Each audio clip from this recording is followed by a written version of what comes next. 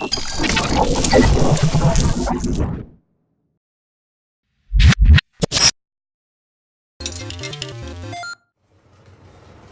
listening to a Mash Those Buttons podcast.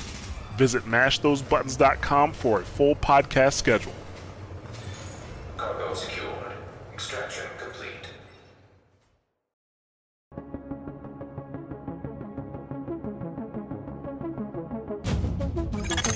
Intelligence system analytic computer is activated. All ISAC systems are confirmed online. Data scanned. Downloading files. What's up, guys? You listen to episode 114 of SITREP Radio, giving you the news and other happenings in the world of The Division. It's a bit of a quiet week for The Division, as Outbreak is in progress, but we do have a bit of news. Joining me first is Robert. Hello. Hello. My name is Mike. Is it? Yes, it is. I hope you guys had an awesome week, and welcome to any new listeners, and welcome back to any listeners of the show. Let's get down to some news. State of the game. Okay, so there is no state of the game this week, but there will be one very soon, so please keep an eye out on the Twitter social spaces for The Division. Also, Outbreak, the global event that is running currently, will finish Monday the 2nd of July, so get on it. You still have time left to finish commendations, get any remaining gear sets, bits, whatever you want to do. Even save GE credits for the next GE, which will probably be in a month. Got time to do the sploosh. National Sploosh Week. National Sploosh Week. Well, you've heard it here, boys. Anyway, how did you guys get on with this week's GE before we move on? I played it. Mike, did you play it? No. Rip. I played it too. There's a first. I'm like 3 accommodations away from doing all of them. Show off. No. Yeah. No, I didn't get much time to play it this week, so I will be probably on it post-show with you guys, and we'll try and, help Rob get through his Dragon's Nest failure of the week. All right, I won't play now. If you're going to be like that, you can do your freaking pistol shit by yourself. I did the pistol bit. It was the medkit bit he fucked up. That bit. Yeah. Yeah, I know. I heard about it. He was crying about it at work today. I wasn't crying. He's like, Mommy, look at my pistol shit. I didn't do the last Dragon's set of switches thing. and he pressed the medkit button by mistake. Rip. I also hit level 39 in the underground this week as well, which I'm quite proud of because it's that is quite boring. a serious grind. Yeah. One more level. One more level. And I also hit 3K. GE credits? No, 3K commendations. Yeah, commendations. Oh, nice. For that shield that we may or may not know about. Shh. Spoilers.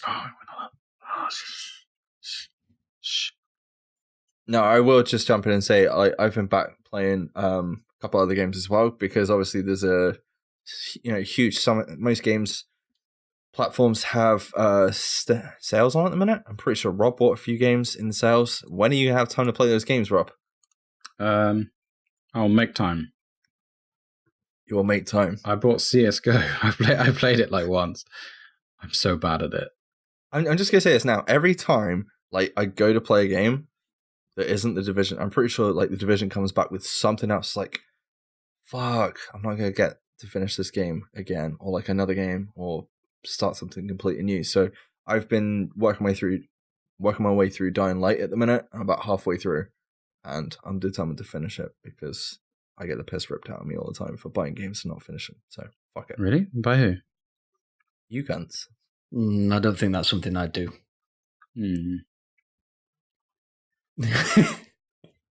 You give me shit for it. Get the fuck out. You deserve shit for it. You went through a phase of buying a new game at least once a week for quite a while. I did not. Games are cheap. What are you going to do? Yeah, I also bought Borderlands 2, which I played once also. See my problem? But that's a really good game. I like it. I probably will go back to that. No, you won't. I also played Siege this week as well. Really enjoying that again. No, you won't. What? And the Pro League is like every day now. Like every single day, there's Pro League games. It's awesome. Quick question: did you go pro? Fuck no. I'm getting better though. No, you were pretty good when we were playing before. Definitely the best of us three. Yes. Anyway, enough about that. Let's get down to a little bit of. I kind of wanted your thoughts on controversial topic. I don't know if it's controversial, but basically, Division 2 is coming out in 8 months. You've got Anthem releasing a month before, and then obviously Destiny 2 is currently occupying the space at the minute. Excuse the pun. I did not even think about that. Accidental pun. But it's going to get to a point, obviously all these games are out and they're going to be fighting for people's attention. How do you think things are going to play out? How do you guys even feel about Anthem after we saw the E3 stuff? I don't think we've even discussed that on here. Obviously we love what we've seen from the Division 2. I think we're all at a point where we're hoping it's going to be everything we dreamed of, if that makes sense. When did you say Anthem was coming out? A month before the Division 2, right? Pretty sure it's around about February 22nd, something like that. It gives me a month to get that game out of my system then. It won't take that long. What, because there's no PvP? Yeah. The way Rob plays games, he will get all the PvE out of his system within a month. Oh, yeah. Don't know. He's not finished God of War yet. Yeah. But yeah, like, how do you feel about all three of these games, like, going head-to-head next year, fighting for people's attention? Because that's what they're going to be doing, isn't it, at the end of the day? Which one is going to keep the player base? Which one is going to keep people's attention for the longest? We know Destiny 2 didn't have a great, 6 months after, and people, that's kind of going through issues which they're, hopefully going to fix in the long run with, when's the new patch? Next month, Rob? Yeah. No, and it's then September, isn't it? I thought it was September. Is it September? Yeah. Which probably coincides with the, what was it, year 2 DLC? Yeah, it is. Yeah, because the game came out in September, so it'll be 1 year after it came out. Which is awesome if they're actually going to sort things out that people have problems with that game. So then it's another contender. But how do you guys feel, I guess? Destiny, for me, is very much become seasonal. Like, you can play it off and on now. You don't have to play it every day to be... Like, the first game, you kind of had to play it every day and, like, do certain things every week. Now, it's not so much the case. Once you get to max light or gear level, whatever it is, power level, it's not really... There's no strive to play the game, really. But then that's what they're trying to sort out in September, I guess. But I'm just hoping there's enough to do in these three games. I mean, I know you guys aren't going to play Destiny 2 again, and I don't know whether I will. I'll probably jump in September to see if it's any good. You've got to buy all that sweet DLC first. Oh yeah, no, I probably won't then. Are you that done with console that you literally won't play the game even though you've got all the content? The thing is, yeah, if I had it on PC, I probably would play it. Like, the same with God of War. Like, I love that game, but I can't be bothered to switch on your PS4. Yeah. Aww. It's all console. I know. It sucks, but... What about Anthem then? Because obviously that's going to be a very similar game to Destiny on launch, isn't it? Out of the three games, the two to me that would be very similar would be Anthem and Destiny. Like they feel like they're vying for like the same audience. I mean, I know you're going to pick it up. I have high hopes for that game because of the creative team behind it. Obviously, a lot of people are burnt out by Mass Effect Andromeda, which for me really sucked because me and Rob were kind of like, Luke, you have to get Mass Effect Andromeda. Mass Effect 1 to 3 was like one of the best campaigns and stories that we ever played, like on PlayStation 3. It's going to be awesome. And then I think it kind of came out at a time where there was like a load of other games around it, but then there was something missing at the end of the day, wasn't there? For me, Anthem, that first trailer we saw, was it a year ago now, portrayed the game slightly differently because it didn't really give much details. Now we've seen more of it. Anthem, for me, seems more... what's that game? I played it recently. With the really... Titanfall? Titanfall. It seems more like Titanfall 2, or Titanfall. Just an open world version of that with slightly smaller bots. Does that make sense? Yeah. That's how I viewed it, actually. I've not really said that because I've not really been keeping up too much with Anthem news because, like what Mike said earlier, I do agree with. It does look a lot like it's going to be after the same audience as Destiny and Destiny 2.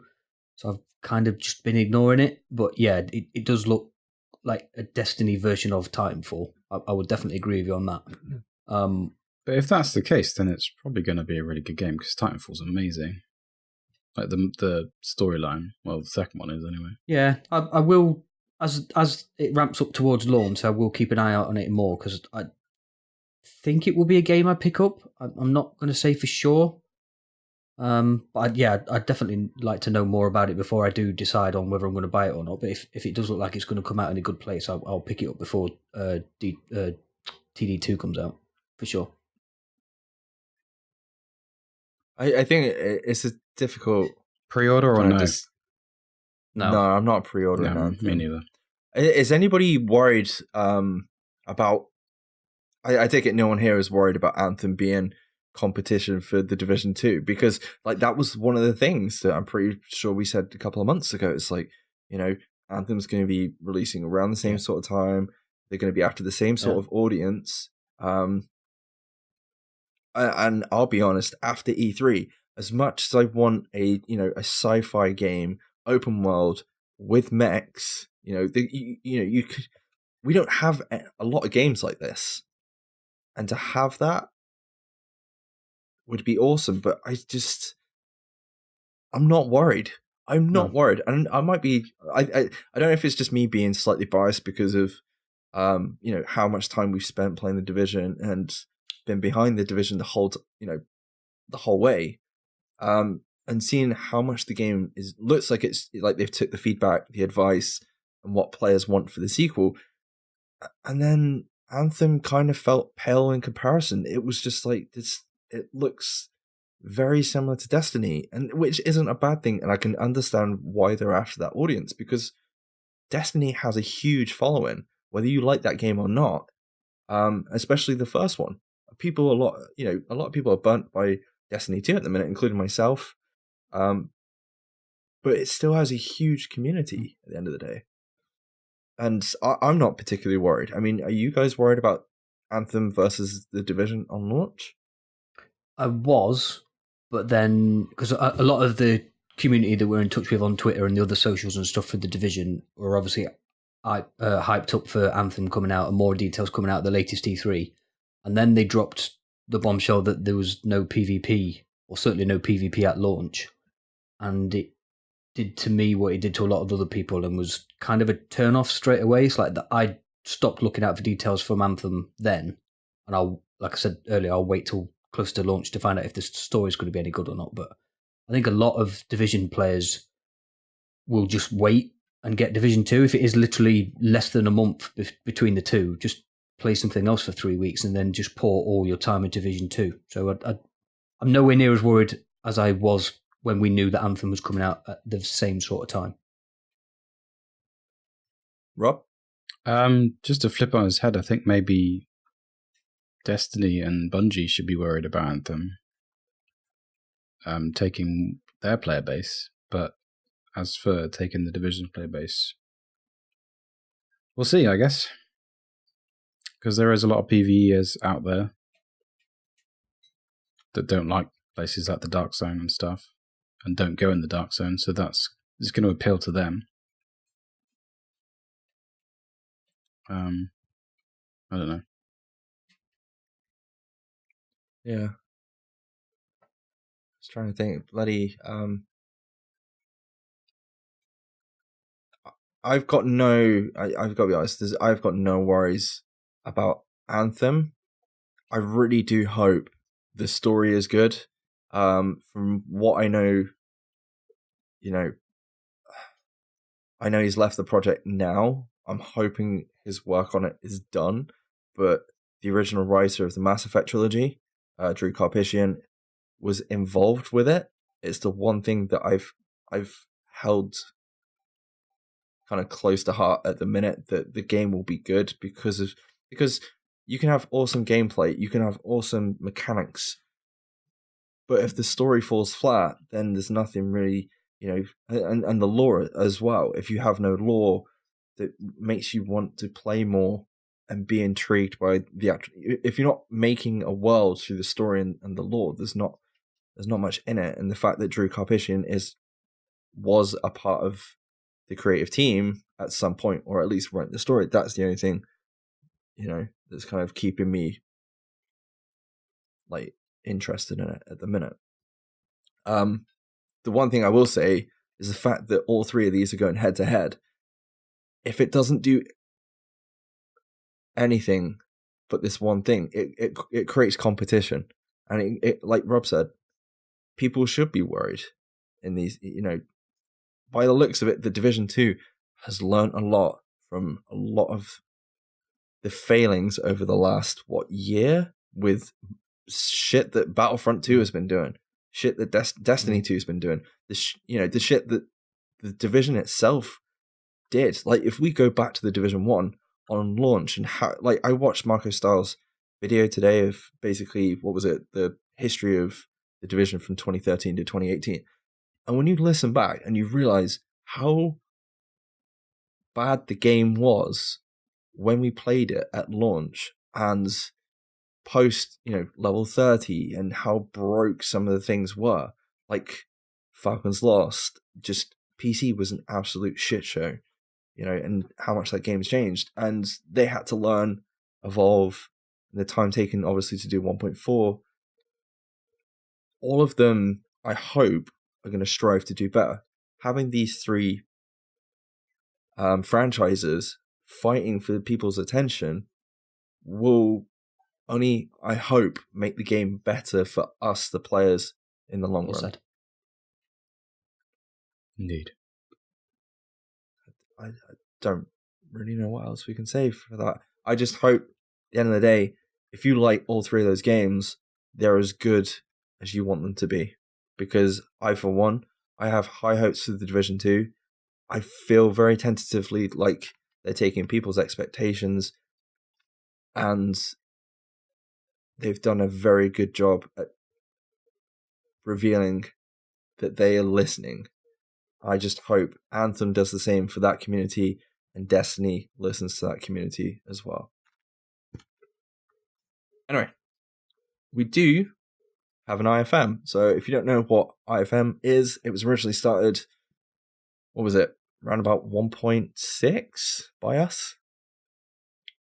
Yes. It was around about 1.6. I did the first IFM. It was my idea. What was it? What, the first IFM? I listened to it recently because you shoved it in my face at work.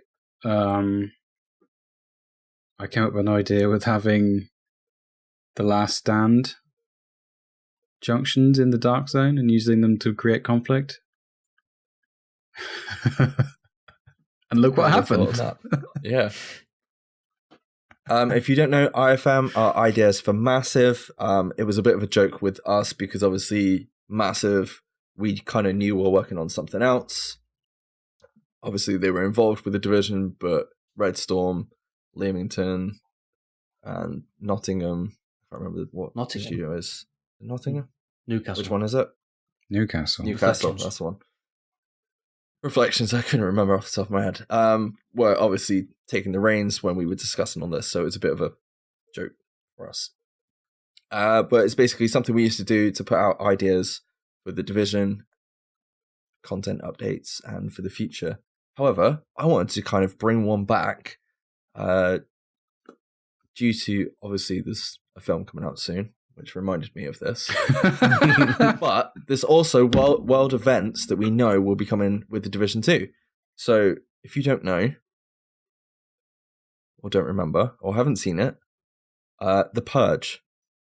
And this is something we discussed a long time ago on the podcast, and I really want to see this come back. Quickly explain The Purge for people that haven't seen the film. Okay, so for people who haven't seen the film, one day a year, basically the whole of America gets to basically go out and kill whoever they want. Wasn't just killing though, was it? It was all crime was legal for 24 hours. It ultimately resulted in people dying a lot, but yeah, it was all crime. So everyone just turned into a cunt, right? Yeah. Pretty much. Now, if you've not seen The Purge, Anarchy, I still think it's one of the best films in the series. I don't know if this is a bit where neither of you two have seen it. I prefer the first one. What? It was just... I know it's not really a revolutionary idea, but as the films go, it was the first one, so the idea was brand new. The second one is literally the same thing, just more killing. Exactly, that's why it's better. What's the one where there's like a truck that goes around and there's like a woman that goes around healing people? I want to say that's the second one. Yeah, it sounds like the second one where they're trying to protect the president. That's the second one, right? That's the third one. Oh, maybe I'm getting them because it's like election year or something like that. It's not as good, but the second one's awesome because Frank Grillo in a muscle car go around killing people. Come on, it's like the Punisher. But I basically want to bring that to the Division 2. Sorry, Rob. What's the one? I could do this all day. What's the one with they're in like a shop and they're sniping from the roof, and then there's some mean teenagers. That's the second one. That's the second one. That's the third one. Okay, that's the third one. Yeah, I'm pretty sure. Yeah, I'm pretty sure that's the third one. Because like, then they have like the Statue of Liberty masks. And there's two girls outside basically shouting at them or something. Yeah, I don't remember what the masks were, but yeah, the girls were outside shouting, trying to get in the shop and whatever. So yeah, okay, yeah. They had like a car with like LED lights all over it. I'm being really specific. I'm gonna say, after the first one, they kind of get better. They kind of get worse. There's a new one coming out. Go check it out. Anyway, I want to bring that idea to the Division, where we have world events that will be taking place that we know in the Division 2. So, once a month, like we have the GEs, or not even once a month, once a week, I want a day where the whole map becomes Purge friendly, and you have 25 to 50 agents going hell for leather, 1v all. Oh man, I'm on board. Take everyone's loot. I don't even want loot. I just want to kill people. I don't care. Can I kill you two? Fuck 100%. Yes. It's 1v all, dude. You can try. I'm so on board. You can group up, but you can still kill each other. After would like that. Your performance in the Dark Zone last night, Rob, I could kill you with one hand. Yeah. I was half asleep. Bollocks. You did say you went in the Dark Zone. I did say, how was it? And you were like, I was like, he was kind of glad I was playing my Switch. He was laid down a lot. Let's put it that way. And he wasn't in bed, put it that way. No, was it 10 o'clock? It was later than 10 o'clock, actually. He made it to at least past last night. I was proud of him. Damn. But, no, to get back on track, I like that idea. I think we said before about the open world being completely quote-unquote DZ friendly, though, weren't we? So I'd be game for that anyway. But yeah, that sounds like a really good idea where you just turn that game, quote-unquote, game mode on for a little bit so people aren't forced to play it if they don't want to. You can literally just not log in for that day or 2 days, whatever you'd make it, if you made it a weekend or something. But I know weekends aren't mic friendly, so let's make it like a Wednesday or something. But yeah, I'd be game for that all day long. Rob? No, yeah, it's a good idea. Is there anything you boys would add to that? like to make it better. Even if you wanted loot or special weapons, or maybe we were only allowed to use particular weapons.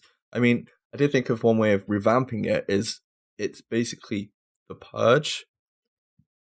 So for 24 hours, obviously you kill, pillage, whatever the hell you want to do, but it's like survival where you don't start with anything, and you basically collect your weapons and you kill other people for that stuff that they've collected, and it's like a permanent survival for 24 hours. That's a nice twist on it. I like the idea of just like pistols and skills. Just that, nothing else. You don't get to pick up better weapons, just pistols and skills. You could do it almost like PUBG do their battle events when they have a war mode on. They switch up their war modes, so you could have the Purge as the war mode, so that the open world is now the DZ or whatever you want to call it. But then 1 week you could only use your specialist weapons, and then another week you can only use pistols, and then another week you can only use LMGs, etc., and so forth. That'd be a nice twist on it, I think.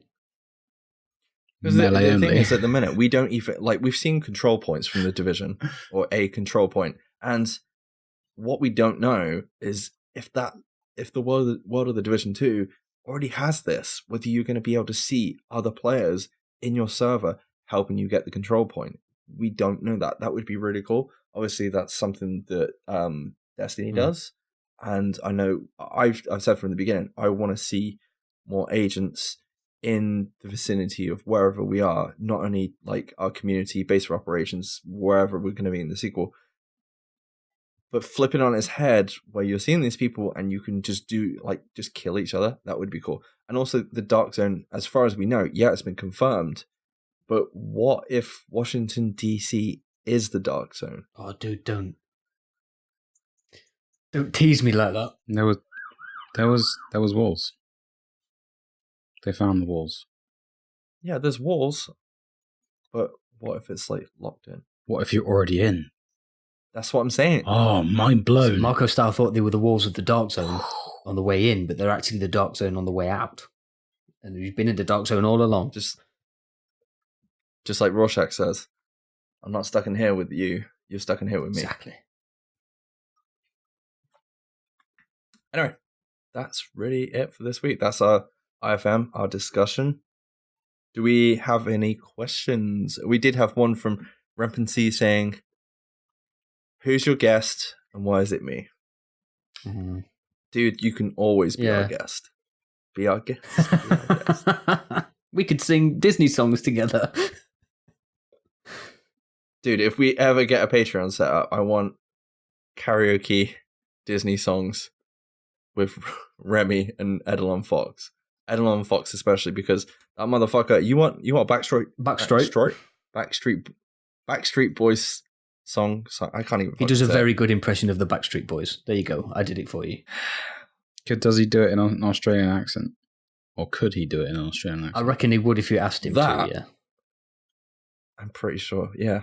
He could every time we'd have to get him to ask him that sing one song in his British accent and then one song in his Australian accent. And then maybe they're the same one song in his sober accent, because I'm not sure I've ever heard that one. Yeah, sober accent. We did have a couple of other questions from Wilco as well, who said, "Who are you guys?" No, what was it? Did he actually type? No, that was me. I apologize. After doing an escape room together, who on the podcast do you not want to be stranded with on an island, and who would you like to be stranded on an island with? So, who came out on top out of the three of us? Mike was pretty frantic inside the escape room. He was like a little child, who had a lot of sugar. He was just everywhere and on it, like carb on it. Like he was just basically. I had my shit together, ready to go. Rob was on the floor. I was hungover, looking for somewhere to sit down, and I couldn't find anywhere. And then at one point, I hugged a penguin, a toy penguin. Stuffed toy penguin. Really did happen. Like getting a bit dizzy. I would have took a picture, but they took the phone. But if it wasn't for me, we wouldn't have got out that first room. So, also true. I think of the three of us, I would prefer to be stuck on a desert island with Mike.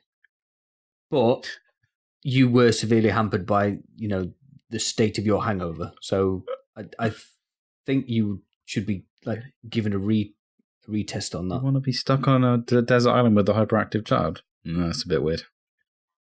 Let's be honest though, when is Rob never hungover? Yeah, but look at him. He's ginger. He wouldn't be able to stay out in the sun very long on a desert island anyway, so you'd have to leave me alone. I could go and sunbathe all day. I would just I disintegrate. would have the It's same fine. problem. Hey, that's why me and Rampusy get on. We just disintegrate together. The Last of the Sun Dodgers. I would watch that. Spoof on The Last of the Mohicans. Yeah. He also had another question saying, who? How? I don't know why you put who. How are you guys surviving this terrible heat wave? And should England in a heat wave be the new survival mode for the division? No? Maybe? I have no idea. I'm still alive. Being stuck in England at work in this sort of weather is the new survival, yeah. Because having to go to work in trousers and shirt and shoes and shit, and sit in an office that's not got air conditioning and 30 degrees is rip. awful. Rip. But getting through it, I just get home and drink a lot. So I just want to point out that I have not one, but 2 air conditioning units that are arm's length big where I work. And it's just this is for another me. reason I'd want to be stuck on a desert island with Mike so he can't fucking escape so I can kill him. I'm also sat under an air conditioning and I'm kept at a cool 18 degrees all day. Pair of cunts. It's actually pretty cold. I actually wear a hoodie at work because I'm cold. I'm gonna be honest, I don't do that. But to be fair, Rob wears a hoodie any time of the year. Yeah, it's fine. true. He's wearing one now. I'm not. Fuck you. He's wearing one underneath that t-shirt. I guarantee it. But yes, thank you very much, guys, for your questions. We'll probably have some more next week. Robert, where can listeners find us? You can find us at SITREP Radio on Twitter, Facebook, Discord. Send any questions or feedback over to our email address, which is sitrepRadiopod@gmail.com, or via the socials. Also, we post full episodes and other content. I'm sure the IFM will be on our YouTube when Mike gets around to doing it. So head over to youtube.com/sitradio. Please leave a like, subscribe, and all that jazz, Luke. As always, you can find this podcast over at iTunes, Apple Podcasts for iOS, Podbean, Google Play Music, and SoundCloud. You can find links to all these platforms and many more over at mashthosebuttons.com. And please, whilst you're there, rate, review, and subscribe. Thank you. One thing I did forget to say is we did have a question from Sick Bastard over at the Mash Those Buttons Discord, and he said, guys, Great any name. recommendations on the best place to find Division LFG? I'm going to say we have a Discord, Beer and Bullets. If you're interested, come find us. It will be on our Twitter. It will be probably on the link description of this video if you're listening to it, or on the description of the podcast you listen to. Come join us. We have LFG. We have loads of people talking shit constantly on a daily basis. So, Can I give a shout out real quick, actually, before we move on any further? Okay. no. No, Go you on. said no, it's fine. You stole my joke. No, it was just a quick shout out to the HGG Division girls over on Twitter who've set up their female-only community for female gamers. It doesn't necessarily have to be the Division, but they are Division-focused. They've got their own It's a Discord. bit sexist, isn't it? So, yeah, if you are a girly gamer and want to go and join up with those, then get on it. There you go, Mike. Sorted. I was going to say, one of the three of us heading over there. I see how it is. Fuck you guys. If you do head over to mashthosebuttons.com, then please make sure to check out some of the other awesome podcasts that are part of the Mash Those Buttons family. We do live stream Not when recently. we can be bothered. Seems to be the case. It's too hot to stream. It's too hot to stream. Apart from under Rob's armpits because he's wearing a hoodie for some fucking reason. Not wearing a fucking hoodie. Take it off, dude. I don't know what's wrong with you. Anyway, if you do want to find us, You can find us over at twitch.tv/SITREP Radio /SITREP Radio Rob to check out Rob streams. Thank you very much to Division Elites on Facebook. If you're an Xbox player, go check out the Division HQ on Twitter and Discord. Thank you, agents, listening to another awesome episode of this retarded podcast. I have no idea. Anyway, bye. Bye.